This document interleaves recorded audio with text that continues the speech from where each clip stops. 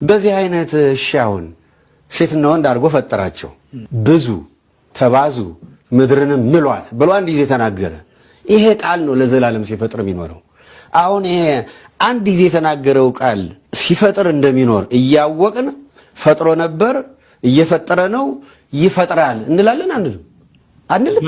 አንድ ጊዜ የተናገረው ቃሉን አንድ ጊዜ የተናገረው። ስለዚህ ባነጋገራችን አዎ ፈጥሮ ነበር እግዚአብሔር፣ ዛሬም እየፈጠረ ነው፣ ነገም ይፈጥራል ማለት አንችልም? እንችላለን። እኔ እየተሳሳትኩ እንደሆነ ብዬ ነው። እንችላለን አንችልም? እሱ ነው አዎ ዛሬም እየፈጠረ ነው። ፈጣሪያችን እግዚአብሔር ነው ዛሬም። ስለዚህ ማልዶ ነበር፣ እየማለደ ነው፣ ይማልዳል ማለት ምንድን ነው ችግሩ? ኃጢአትን ሲያስተሰርይ ነበር፣ እያስተሰረየ ነው፣ ያስተሰርያል ማለት እኮ ነው። በደሙ ደግሞ ዝም ብሎ አይደለም። ሊቀ ካህናት ነው እሱ ራሱ፣ መስዋዕት ነው እሱ ራሱ።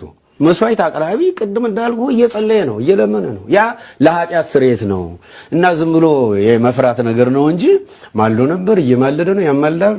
ምንም ባውቀኛለሁ ስለኛ የሚማልደው ምንድን ነው? በቀራንዮ አንድ ጊዜ ያደረገው ለዘላለም ሕያው ስለሆነ ነው እንጂ ዛሬ እየወደቀ እየተነሳ አይደለም ብለህ ለመንጋ ማስተማር ምንድን ነው ችግሩ? ኢየሱስ አማለደ፣ አሁንም እየማለደ ነው፣ ወደፊትም ይማልዳል ብሎ መናገር ምንድን ነው ችግሩ? እንዲስ ብሎ ማስተማር ፍራቻ ካልሆነ በስተቀር አሉ። ችግር አለ ወንድም? የለውም። ይሄንኑ ቃል ደግሞ አቡነ ገብርኤልም ተናግረዋል። ስማው። እኛ ቤትም ሆነ በሌላ ቦታ እንደ ትልቅ መከራከሪያ ሆኖ ብዙ ጊዜ ጭቅጭቅ የሚደረግበት ሮሜ የፈረደበት ሮሜ 8:34 ምን የሚያከራክር ነገር አለው? መጽሐፍ ቅዱስ የሚያከራክር ነገር የለም እኮ። አባ እስራኤሎም እስመ በዘያምሩ ይገብሩ፣ አባቶይ የሚያደርጉትን አያውቁምና ይቅር በላቸው። በሉቃስ 23 ቁጥር 34 ላይ ይሄ የተናገረው ይቅርታና የምልጃ ቃል ለዘላለሙ ሲያድን ይኖራል። እግዚአብሔር አንድ ጊዜ ይናገራል፣ የተናገረው ቃል ለዘላለሙ ይሰራል። አልተስማማም? የተስማማ ነው። ይሄ አሁን መጽሐፍ ቅዱሳዊ እውነት ሲሆን ያስማማል።